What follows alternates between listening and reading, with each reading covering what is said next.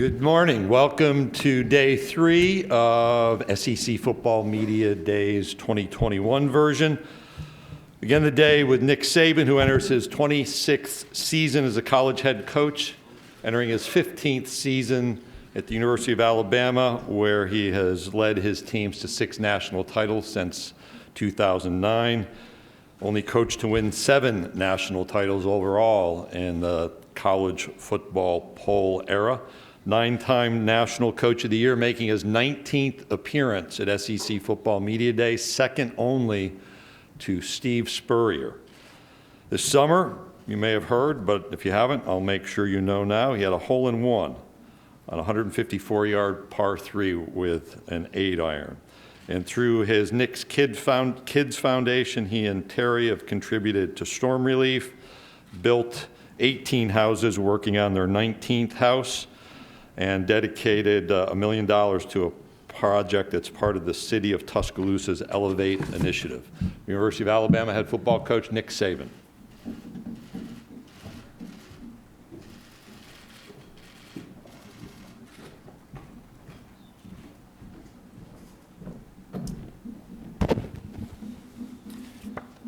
Morning. It's great to see everyone here. This is an indication that we're moving back to normal in a lot of ways after last year and the things that we had to overcome. And I think sometimes that when we have the opportunities to get back to normal, we actually have a greater appreciation for the things that we missed. And you all know this is one of my favorite things to do each and every year, so I actually have a greater appreciation to be here and to see you again. But this is always sort of the thing that this is the kickoff for the season. It means the season is right around the corner. The excitement starts to build, the interest builds, and we have great memories from this event. I don't know how many of you have been here long enough to remember when our dog Lizzie, Miss Terry, came here with me and was on the 7th floor with our dog, and Miss Terry decides to go shopping and leaves the dog in the room, and the maid opens the door and, scared to death, lets the dog out. It was a boxer. And from the 7th floor to the elevator to down here to the interview room, she ends up on my lap. So I don't know how many people have remembered that, but we have some great memories of being here. This is also the indication that sort of this is our vacation time as coaches in most cases, the first part of July, that vacation is over and the next couple weeks are going to be back in focus on final preparations for the season and what we need to do to get ready for our August 5th report date. We've had a really good off season with our players. I've been pleased with the way we sort of transitioned back into normal. The new training regiment that David Ballou and Dr. Ray have put in with our players is something that our players have really embraced and enjoy, and it's actually improved us in explosive movement and also injury prevention because it's a much more technical approach, scientific approach to training, and it's been very, very beneficial, and it's something that I think has helped us improve tremendously. From a program standpoint, nothing really has changed from a culture standpoint for us. We're still all about helping our players have the best opportunity to be more successful in life because they were involved in the program, whether it's personal development, academic support, career development, or their development in terms of developing a career as a football player. So, and we continue to be very prideful of the fact that we had 25 players playing a national championship game that already had their degree, and we've had 168 players have their degrees in the championship games and the bowl games that we played in since 2015. So we continue to try to do a really good job in terms of helping players develop careers and improving the quality of their life through the opportunity that football has created for them. We have 2 players here today, John Mechie, who's a finance major who will graduate in 3.5 years, who's been a very successful receiver for us, and Phil Mathis, who's been started for a couple years and has already graduated in criminal justice, and we're really proud of those two young men, and I'm sure they would do an outstanding job of representing our team. You know, the penalty for success when you win a national championship is you won because you had a whole lot of good players. They were well coached, so you had a lot of good coaches. And when you lose some of those players, and we lost 6 first-round draft picks and 10 guys overall in the draft, and you lose some of those coaches to better opportunities, you know, the challenge is you got to rebuild with a lot of new players who will be younger, have new roles, less experience, and how do they respond, you know, to these new roles? And that's why rebuilding is a tremendous challenge. That's why it's very difficult to repeat.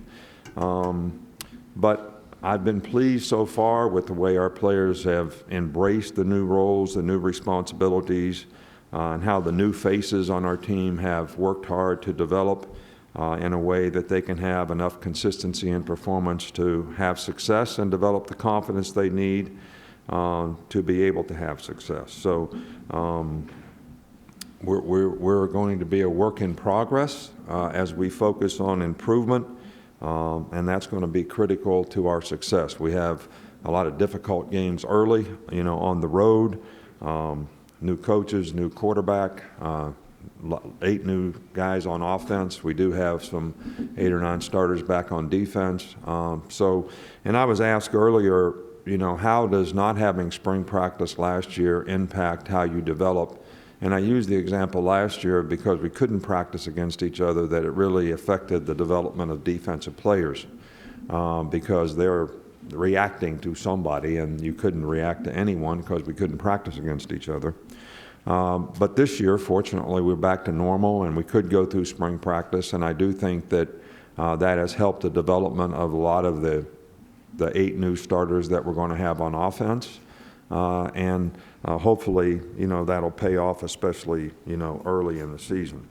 You know, one of the things that I'd like to make mention of is, you know, I'd like to commend the leadership in the SEC for how they handled the whole COVID situation.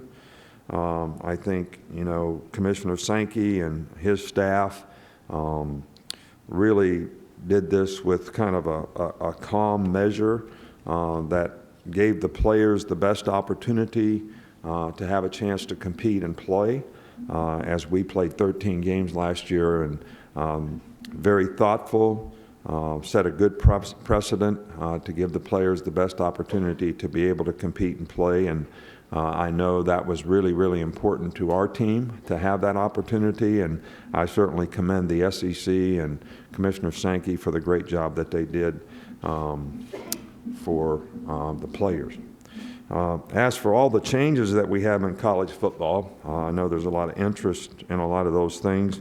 I almost feel that anything that I say will probably be wrong because there's no precedent for the consequences that some of the things that we are creating, whether they're good opportunities, even if they're good opportunities, there's no precedent for the consequences that some of these things are going to create, whether they're good or bad. But a year from now, whatever comments that we make probably will be a lot more effective than the ones that we make now, because we don't have precedent and we don't have experience for how this is going to affect the future of college football and college football players. So we want to focus on what we need to do to adapt on a day-to-day basis and try to help our players manage through, you know, these opportunities and circumstances, you know, the best that we can. You know, our team certainly is looking forward to the opportunity to play in the Chick-fil-A kickoff game against Miami. We really enjoy playing in neutral site games. It's been good for our players. It's been good for our fans. We certainly have a lot of respect for what Manny Diaz has done. The team that Miami has, they were 8-3 last year with a lot of good returning players. So this will be certainly a challenge for us as an opener, and something that we're certainly looking forward to. We're looking forward to fans being able to come back to games. I think if there was one thing that our players that went out early for the draft last year, all said to me with very, very sad eyes is, I just hate it that my last year that I played college football, we didn't have fans. And I think that's how important, fans are to players, to the game. And I certainly thank you for, promoting, our game, promoting the players, creating interest, for our game so that there are fans and there is excitement. And it is something that reinforces the players in a positive way for all the hard work that they do to be able to play and participate in a game that they love. So with that, any questions? Thank you, Coach. If you have a question, raise your hand. Peyton, Jessica, and Emma are working our microphones today, and we'll start right up front here on the left-hand side with Dennis. Dennis Dodd, CBS Sports. Nick, could you expand on the comments about Bryce Young, approaching 7 figures for NIL, maybe the good and the bad of that, how that affects the locker room and the chance for, any player who comes to Alabama maybe could earn that? Well, I think, first of all, what I said before is anything that I say now, because there's no precedent for it, you don't really know how it's going to affect things. Players have always been able to work and earn money. That's something that you could do 10 years ago, 20 years ago. It's something I did when I was a player. The college landscape changed to some degree when players got cost of attendance. We made rules that allowed them to go to summer school on scholarship, which we didn't used to have. So most players with this additional money and the opportunity to advance their academic circumstance chose not to work. So all we've done is create an opportunity for players to work. The only thing is, the question is because it's not going to be equal, and everything that we've done in college athletics in the past has always been equal. Everybody's had equal scholarship, equal opportunity. Now that's probably not going to be this case. Some positions, some players will have more opportunities than others. And how that's going to impact your team, our team, the players on the team, I really, can't answer because we don't have any precedent for it. I know that we're doing the best we can to try to get our players to understand the circumstance they're in, the opportunity they have, and how those opportunities are not going to be equal for everybody. And it'll be important for our team's success that people are not looking over their shoulder at what somebody else does or doesn't do. So, but any other comments that I would make about this with no precedent, no experience would probably a year from now not be looked on or viewed on as very smart. Coach will go down in front of me, center aisle on the left. Hey, Nick. Nick Kelly from the Tuscaloosa News. More than half the coaches here were not here 2 years ago. And as Commissioner Sankey said, this is, I believe, your 19th appearance. What would you say is the key to longevity in just such a fickle business? Oh, I think that's simple. You got to win. So what does it take to win? I think that answers the question better than anything. And I think you have to have culture in your organization, which probably comes from the mindset of, the people in your organization to have goals and aspirations for what they want to accomplish and what they want to do. And I'm talking about players as well here. And they have to have a good understanding of what does it take to accomplish those goals and aspirations to be the best that they can be, and how do they have to edit their behavior to be able to do that, and can they have the discipline, self-discipline on a daily basis to execute and do the things they need to do, make the choices and decisions they need to make so that they can be the best that they can be.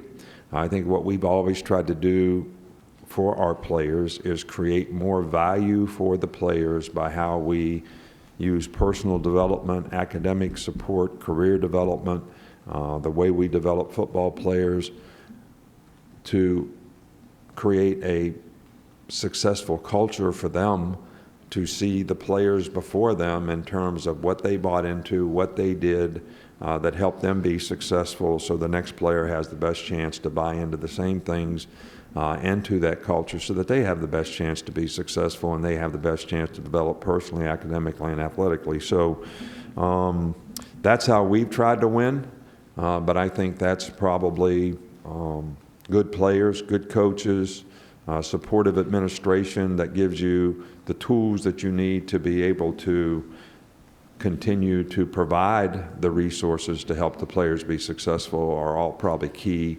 ingredients of that. Coach, we're going to go over to the right side on the near aisle. Coach Saban, Drew DeArmond, WZZN Radio, Huntsville, Alabama. I wanted to ask you, football changes, strength and conditioning has evolved and changed. You've built a sports science center recently at the University of Alabama. Now that you've seen a year of the impact of David Ballou and Dr. Matt Ray, talk about what they've done for your program and what you thought about when you hired those two gentlemen to take over your strength and conditioning.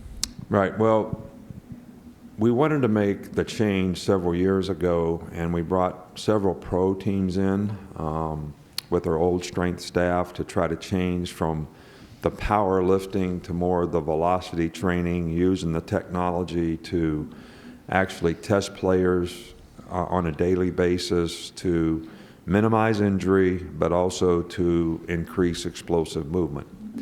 So when we had a change in our strength and conditioning staff, we felt very fortunate to be able to get, David Ballou and Dr. Ray, who actually were probably, from a college football standpoint, in the forefront of, this particular philosophy of how to develop, players strength and conditioning wise.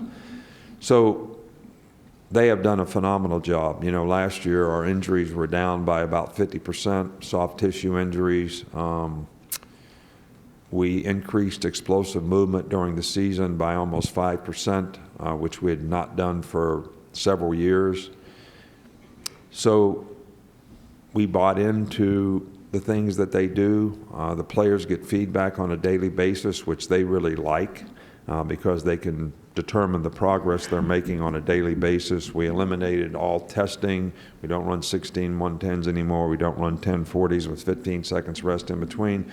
Because of the technology that we use, we know how fast a player is running every day, and we know what his capability is because of the GPS system that we use. And so we don't need to test because the players are getting immediate feedback every day. So it's a much more positive approach. The players have really bought into it from a flexibility standpoint and a strength and conditioning standpoint, and the technology has been very instrumental in helping the players see their progress and buy into this process. And David and Dr. Ray have done a phenomenal job, really. And this is, I think, helped our program tremendously. So we'll go down here on our left on the third row. Stephen Smith, Touchdown Alabama Magazine. Coach, how excited are you to coach a young man like Henry Toto? And what does he bring, or what could he bring to enhance the defense this season? Well, we thought Henry was one of the best players and defensive players in our conference, in watching him play at Tennessee. And we had recruited him in high school. We thought he was an outstanding player in high school. You're talking about a fine young man who's very intelligent, very instinctive player, very conscientious, wants to know everything about not only what he does, but everybody on the defense. He's got really good leadership qualities. So I think there's a lot of positives that he can bring, especially, you always want to have a great signal caller, quarterback type guy on defense, regardless of what kind of player they are. Those things really enhance the chances of all the other players on defense playing with confidence because they're confident in the call that they're getting, the adjustment that they're making, and I think that's something that Henry can really add to us, as well as being a very productive player. Hey, we're going to stay in the same section, a row back. Michael Katz, Northeast Mississippi Daily Journal. We had an opportunity to talk to Lane Kiffin yesterday, and he had a lot of nice things to say about you. I'm just curious, from your perspective, where have you seen him grow the most from when he joined your staff to where he is now?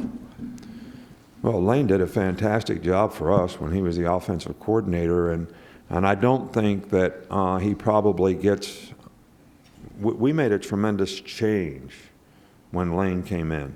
And Lane had always been the same kind of philosophy-wise as we were in terms of pro-style football. And because of what Ole Miss, and it's ironic that he's at Ole Miss now, had done and beaten us a couple times, running the spread, running RPOs, running a lot of screens and things that were difficult to defend because of the rule of blocking downfield when the ball's thrown behind the line of scrimmage. And we weren't utilizing some of those things, which I thought put us at a disadvantage. And Lane really hadn't done much of that stuff either. So when he came in, I said, look, we want to change this. We need to research this. You're smart. We can do this. And he actually did implement that and was the first one to sort of change how we did things on offense. It enhanced our opportunity to score more points. So he did a really good job. And I think there's been, because we're a little different, a lot of people have sort of wondered what the relationship was, but we never really had a bad relationship because there was always a lot of mutual respect for the kind of play caller he was, the kind of coach that he was, and the job that he did. And I actually said and told the people when he went to Florida Atlantic that Lane will be a better head coach than even he is an assistant because he has those kinds of qualities, and obviously he hasn't disappointed in the job that he did there or the job that he's done at Ole Miss. So none of this is a surprise to me. And I didn't hear his comments, so I can't comment on those, but I can only say from my perspective how much respect I have for him as a coach.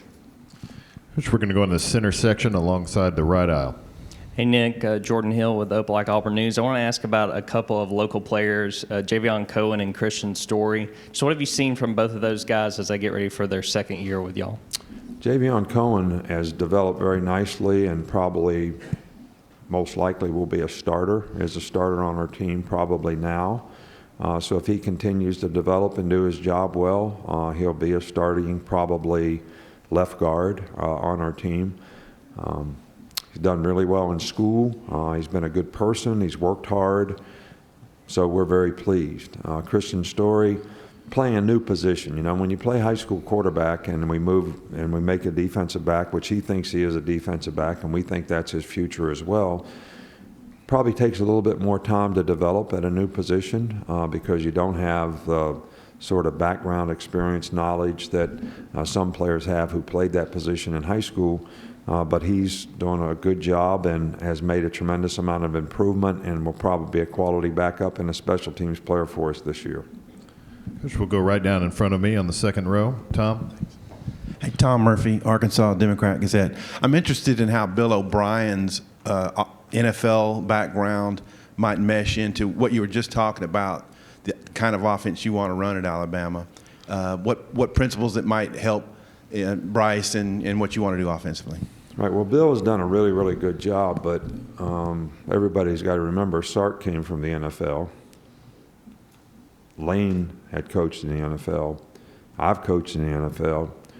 So I don't think systematically what happens in the NFL is all that much different than what happens in college when it comes to football itself.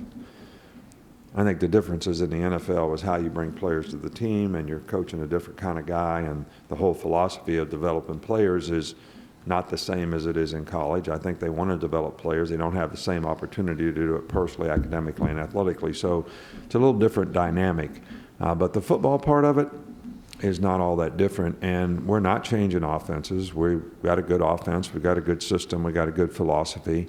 Bill has certainly added to that in a positive way, and we'll probably continue to make some changes, but from a terminology standpoint, from a player standpoint in our building, our offense was very, very productive, and we want to continue to run the same type of offense and feature the players that we have who are playmakers who can make plays, and I think Bill will do a good job of that.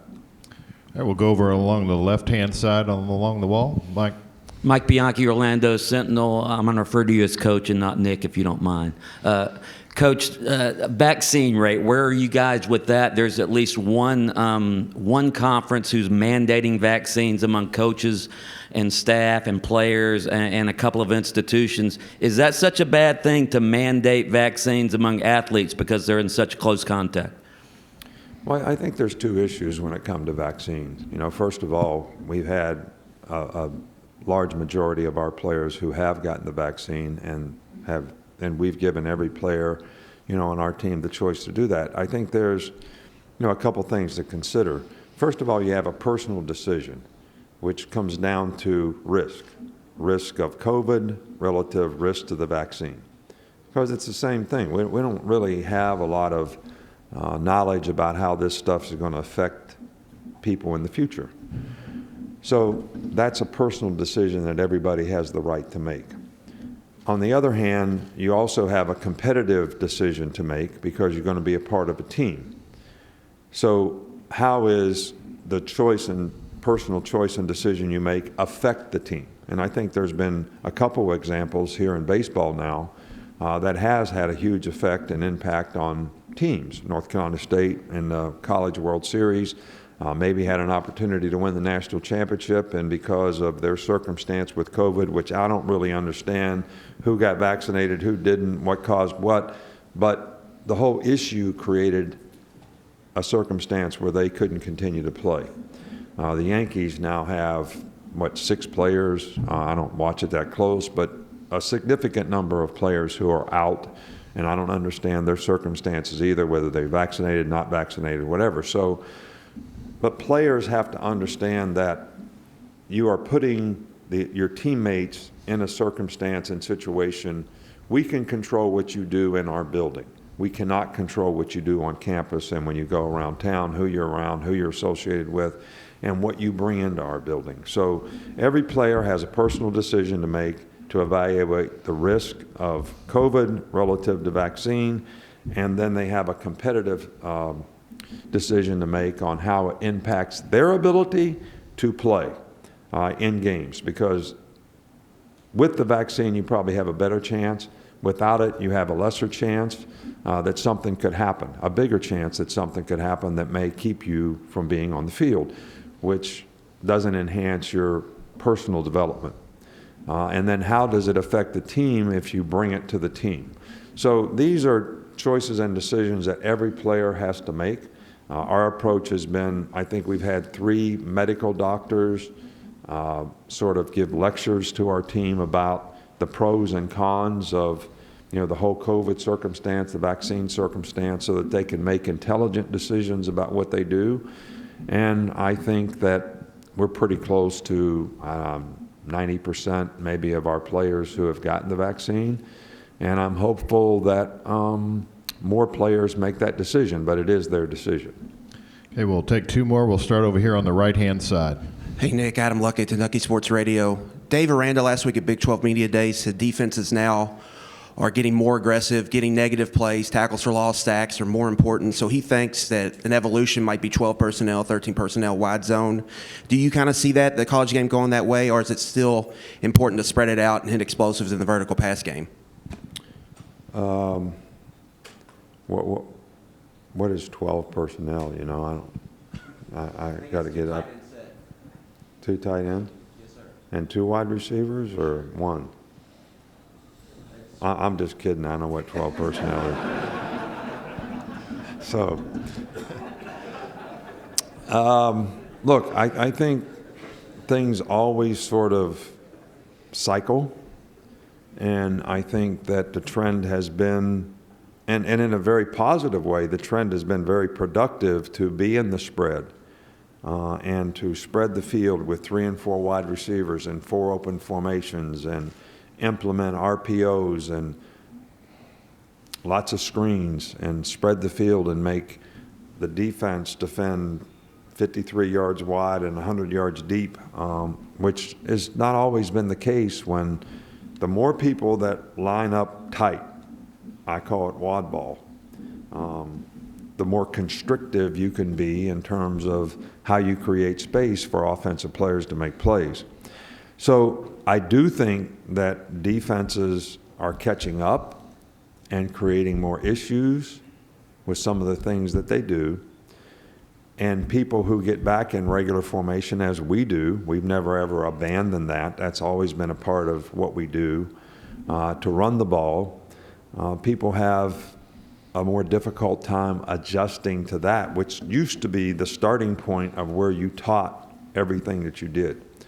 So I can see that there may be some movement back in that direction to more conventional type football, to make people spend a little bit more time on the direct runs and things that you create in regular formation. We'll take one final question in the center section, right in front of me, about 4 rows back. Hello, Coach. How you doing today? Good, thank you. My name's Gerard Hamilton with the Tuscaloosa News. For a lot of teams in the regular season, playing Alabama is as close as they're going to get to being in a national championship game for some of them. With the roster turnover and the coaching turnover, what do you tell your coaches and your team week in and week out about playing bad teams or versus playing good teams? Do you tell them something different? You know, what's the mindset going into every game? Well, I think the mindset for our players is be the best player that you can be. I always use the example with our players to understand the scoreboard should not determine how you play in the game, whether you're 14 points behind or 14 points ahead. Who the opponent is should not determine the level that you play at. Because if you're controlling what you control, you want to be the best player that you can be, and you want to do that every single down, because that's what creates value for you. And I always use the example that when I was in the NFL, they made me a cut-up of a player. So every player in the draft, I would look at a cut-up. I didn't know who you were playing against. I didn't know if it was a good guy or a bad guy, good team, bad team. I didn't know what the score was. But I was evaluating how you played. So if you didn't create value for yourself because you were ahead in the game or behind in the game, or you didn't play well against some opponent and others you got fired up to play against, then you're not creating the kind of value for yourself that you're capable of. So consistency in performance usually defines success. And that means you can play down in and down out at a high level, and you can sustain that level because you can persevere through good plays and bad plays and refocus and be able to play the next play. And that's the philosophy that we use with our players. We can't control what our opponent does, all right, but we can control what we do. And we want to control the outcome of the game by how we execute and what we do, so that's what we want to stay focused on. Coach Saban, thank you for your time this morning. All right, and again, I'd like to thank the media and all the folks here for all that you do to create interest in college football, how you promote players, help players get a lot of positive reinforcement for the hard work that they do. So you're appreciated more than you know. So thank you very much, and roll tide.